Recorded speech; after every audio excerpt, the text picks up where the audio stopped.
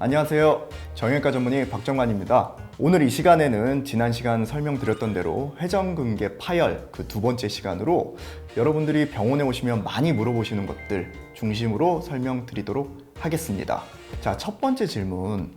힘줄이 끊어졌어요.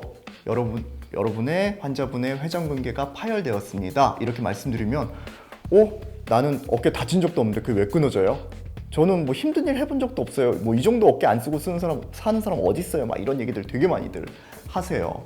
지난 시간에 이어서 다시 한번 또 팔토시가 등장을 합니다. 말씀드렸던 대로 어깨 힘줄이 계속 쓰면서 우리 견봉과 상완골 사이에서 계속 닿아요. 계속 닿으면서 힘줄이 해집니다. 뭐 40년, 50년 계속 쓰니까요. 매일 어깨 안 쓰고 살 수는 없으니까 계속 조금씩 갈리면서 힘줄이 이제 쓰다가 어느 정도 단계가 지나가면 이제 속살이 노출이 된다. 그래서 60대 이상에서는 사실은 외상으로 파열되는 경우는 극히 드뭅니다. 대부분은 이제 어깨를 많이 쓰시면서 파열되는 경우가 많죠. 그래서 이제 퇴행성 파열이라고 말씀을 드립니다. 특히 요즘은 이제 보험 관계 때문에 저한테 이것들을 되게 많이 물어보세요. 저는 보험이 외상밖에 없어요. 상해보험밖에 없어요. 저 다친 걸로 해주세요.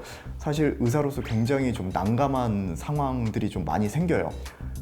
그래서 이제 그럴 때는 이거는 퇴행성 파열이 맞습니다 하고 이제 수술하고 나서 이제 사진 보여드리면 납득을 하세요. 힘줄이 외상으로 다치거나 이런 것과 이제 퇴행성으로 파열된 거는 확실히 차이가 나거든요. 굉장히 너덜너덜합니다. 말 그대로 그 청바지 오래 입어서 너덜너덜 하듯이 그렇게 너덜너덜 하거든요. 그런 이제 퇴행성 파열이 진행이 되기 때문에 힘든 일 안 하셔도 충분히 파열이 일어날 수 있다. 두 번째 질문, 회전근개 파열인지 확인하기 위해서 MRI 꼭 찍어야 되나요? 라고 물어보신 분들 많거든요. 초음파로는 안 돼요? 저는 MRI는 꼭 찍으시는 게 맞다 라고 말씀드릴게요. 초음파로는 우리가 이제 뼈를 뚫고 볼 수는 없어요. 그래서 이 견봉부터 요 바깥쪽 여기까지는 저희가 초음파로 볼 수 있어요. 근데 이 견봉에 가려진 이 속 부분은 MRI가 아니고서는 초음파로는 볼 수가 없습니다. 그래서 나머지 부분들을 좀 봐야 되고요. MRI 검사를 해서 이 힘줄이 끊어진 부분을 봉합을 할 때 성공률이 어느 정도 될지, 찢어진 부분이 끌려갔다면 잘 끌려올 수 있을까, 이런 것도 좀 예측이 가능을 하고요. 특히 이제 초음파에서 피부에 가까운 쪽이 파열이 됐을 때 이 속은 남아있는 경우도 있거든요. 근데 오히려 불편하게 수술을 할 수도 있어요. 그래서 가급적이면 MRI에 꼭 금기가 되는 상황만 아니라면 정확하게 MRI 검사하시고 수술 여부나 치료 여부를 결정하시는 게 맞다라고 저는 말씀드리겠습니다. 인대 강화 주사, 프롤로 주사, 콜라겐 주사, DNA 주사, 갖가지 주사들이 굉장히 많아요. 요즘 예전에는 우리가 1970년대 80년대만 해도 아프면 약을 먹고 물리치료를 했어요. 그러다 안 되면 수술을 했어요. 근데 이제는 요즘은 이제 점점 수술하지 않고 비수술적으로 통증을 좀 완화시킬 수 없을까 계속 연구하면서 이제 그런 주사들이 굉장히 많이 발달을 하고, 그러면서 이제 실제로 경과가 좋은 경우도 있고요.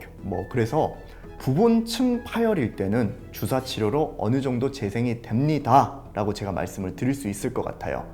그런데 안타깝게도 전층 파열인 경우에 한 1cm 이상 찢어지면요, 아무리 주사를 해도 그 1cm의 갭을 채울 수가 없습니다. 그래서 그럴 때는 수술을 하시는 게 맞다. 그래서 주사만으로 전부 재생이 되나요? 에는 제가 X라고 말씀을 드리겠습니다. 자, 다음 질문. 회전근개 수술 안 하면 어떻게 되나요? 라고 이제 물어보시거든요. 제가 너무 바빠요. 제가 지금 도저히 수술할 수 있는 상황이 아니에요. 이렇게 말씀하시는 분들이 있어요. 다시 한번 또 팔토시로 설명을 드릴게요. 우리가 어깨 끝쪽에는 이렇게 이제 힘줄이고 내 목 쪽으로 가까워질수록 근육입니다. 계속 팔을 쓰면서 이 근육을 움직일 수밖에 없거든요. 계속 조금씩 끌려가요. 내가 팔을 쓰는 정도, 그리고 견봉과 그 상완골 사이의 간격, 그리고 내 평소의 어깨의 자세, 이런 것들에 따라서 그 진행 속도는 차이가 있어요. 우리가 이제 최근 연구 자료들을 보면요, 수술 결과가 좋을 때는 크기가 2.5cm 이하일 때 봉합의 성공률이 좋고 재파열이 적다라고 보고가 되어 있습니다. 모든 병이 마찬가지겠지만 확실한 수술이 필요한 상태라면 빨리 할수록 결과가 좋습니다. 또 한번 끊어진 다음에는 힘줄이 자꾸 끌려가면서 근육도 지방으로 조금씩 바뀌는 지방 변성이 일어나게 되거든요. 지방 변성이 일어나게 되면 근육도 회복이 굉장히 오래 걸립니다. 그래서 파열이 발견되었다. 그러면 빨리 수술하시는 게 답이다. 이렇게 말씀드릴 수 있겠습니다.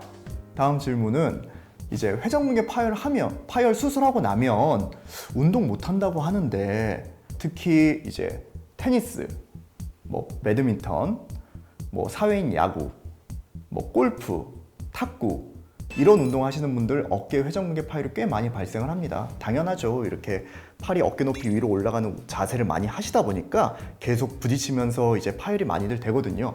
그런 분들은 어깨가 아파서들 꽤 병원을 많이 오세요. 그럼 이제 그분들이 공통적으로 하는 질문이 있어요. 저 그러면 이제 운동 끝인가요? 다시 복귀 못 하나요? 정답은 충분히 가능하다라고 제가 말씀드릴게요. 물론 이제 사이즈가 너무 크거나 하면 이제 좀 아껴 써야 되는 경우도 있기는 합니다만 3cm 미만에서 적절하게 잘 수술이 되고 단단하게 고정이 되었다면 충분히 다시 운동하실 수 있습니다. 그리고 우리가 이제 그런 운동을 많이 하시는 분들 같은 경우는 이 견봉과 상완골의 충돌에 의해서 회전근개 파열이 되거든요. 그래서 저는 이제 그런 분들 같은 경우에는 이 견봉 밑을 좀 많이 깎아냅니다. 공간을 좀 넓혀드려요. 그래서 걱정 안 하시고 수술 받으셔도 될 것 같습니다. 다음 질문. 회전근개 파열 수술하면 수술해도 또 끊어진다 그러던데요? 재파열이 되기도 하나요? 됩니다. 안타깝게도.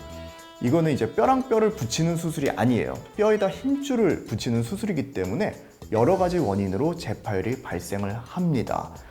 제가 이제 재파열 수술했던 분들 중에서 사실 이제 가장 흔한 원인은 넘어지면서 혹은 교통사고가 나면서 예전에 봉합을 했던 실이 터지면서 끊어지는 경우들이 있고요. 뼈에다가 이제 힘줄을 고정해 놨었는데 뼈가 이제 점점 약해지시는 거죠. 특히 여자분들 골다공증이 심해지면서 뼈가 약해지면서 뼈에 고정을 해놨던 부분이 약하니까 그분이 다시 벌어지는 그런 경우들도 있습니다. 물론 수술 전의 크기가 작았을수록 그리고 보조기를 좀 잘 했고 재활이 잘 된 분일수록 재파열 가능성은 현저히 낮아집니다. 그래서 파열이 있을 때는 늦어지기 전에 빨리 수술하시는 게 답입니다. 다음 질문. 회전근개 파열이 있을 때 봉합이 안 되는 경우에는 어떻게 하나요? 일반적으로 5cm 이상 파열이 있거나 예전에 한번 끊어졌는데 다시 재파열 수술인 경우에 혹은 골다공증이 너무 심해서 뼈에다 고정이 힘든 경우 관절염까지 심하게 일어난 경우 이런 경우에는 인공관절 수술을 하기도 합니다. 혹은 내 힘줄만 가지고 봉합이 불가할 때는 내 힘줄만 가지고는 봉합이 안 되고 뭔가 다른 걸 덧대서 수술하는 방법도 있기 때문에 그런 부분에 대해서는 실력 좋은 정형외과 어깨 전문의와 꼭 상의해서 결정하시면 되겠습니다. 오늘 영상이 도움이 되셨다면 구독과 좋아요 그리고 알림 설정 부탁드립니다. 감사합니다.